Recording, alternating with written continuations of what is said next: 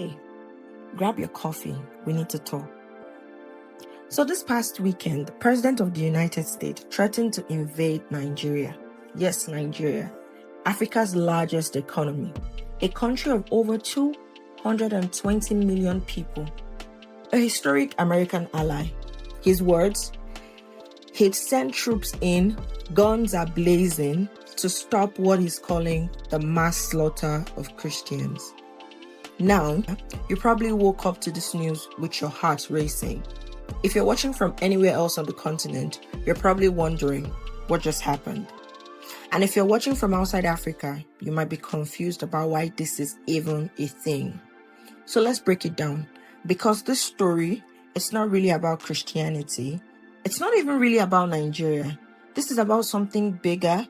And by the end of this conversation, you're going to see exactly what's happening here.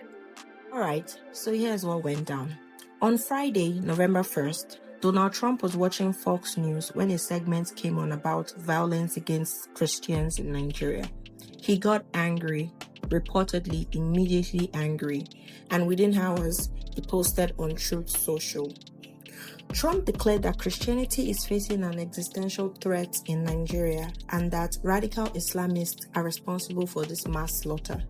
He then designated Nigeria as a country of particular concern, which is a U.S. formal designation for countries that violate religious freedom.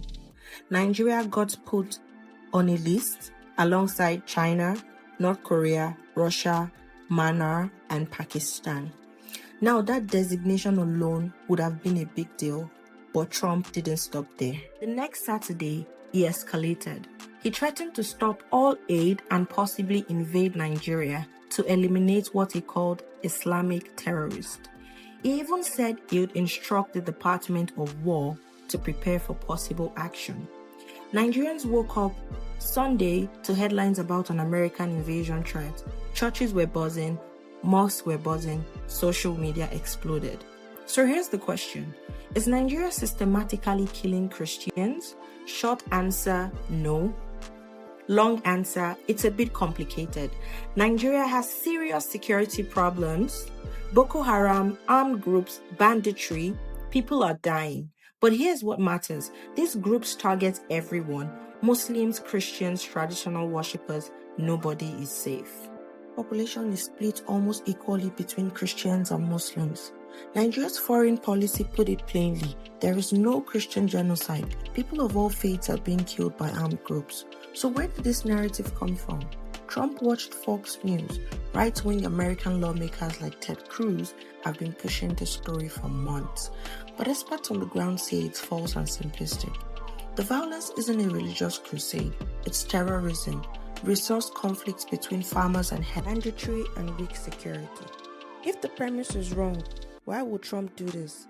Here's what I think is going on.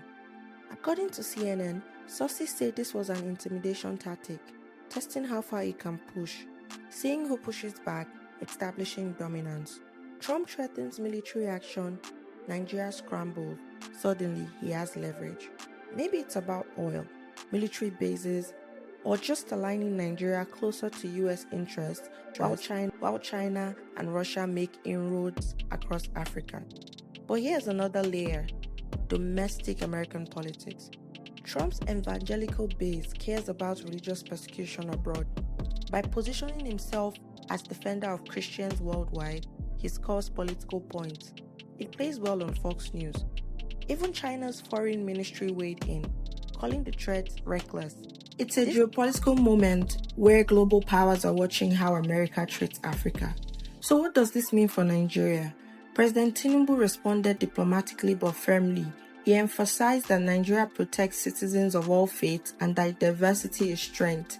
Then Nigeria said they'll welcome U.S. help fighting armed groups, but only if territorial integrity is respected. Translation, we'll work with you, but you are not invading us. A presidential spokesman even said they don't take it literally, which is diplomatic speak for we think this is posturing.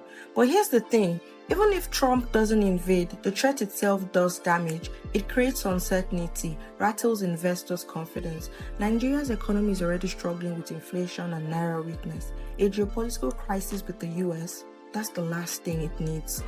And there's a bigger question. Why does this keep happening to African countries? It isn't about Trump or Nigeria. This is how the US engages with Africa. During Trump's first term, he allegedly called African nations derogatory names. Now he's threatening military action based on a TV segment. There's a pattern. Africa is treated as an afterthought until it's convenient.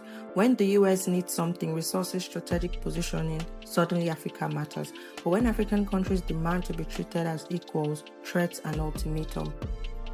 Meanwhile, China and Russia are building partnerships across the continent. They are investing in infrastructure, offering military cooperation, and crucially, they are not threatening invasion. Trump's threat caused widespread criticism in Nigeria, a country that's generally pro-American.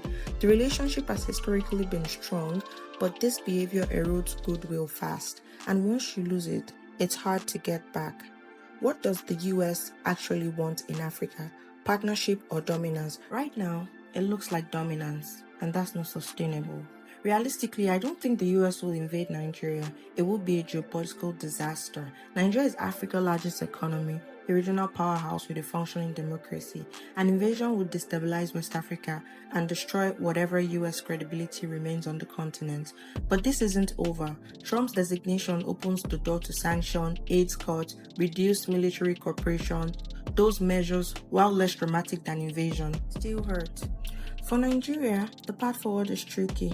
Tinubu wants to meet with Trump. Personal diplomacy might diffuse things, but sovereignty isn't negotiable. For Africa, this is a wake-up call. If it can happen to Nigeria, a major US partner, it can happen to anyone. African countries need to diversify partnerships, strengthen regional institutions, and build capacity to defend their interests. Because as long as Africa is seen as a place where foreign powers can just show up and make demands, this will keep happening. So here's the bottom line. Trump threatened to invade Nigeria over claims of Christian persecution. Those claims don't hold up. Nigeria's security crisis is real, but it's not a religious genocide. Nigeria pushed back carefully but firmly. The situation probably won't escalate to invasion, but the damage is done in terms of trust. The bigger lesson, Africa needs to stop waiting for foreign powers to treat it with respect. It needs to demand it. Through economic strength, through regional unity, through strategic autonomy. So that's Coffee and Context for this week. If this helped you make sense of things, let me know in the comments. If you want to see more breakdown like this, where we cut through the noise, subscribe. See you next time.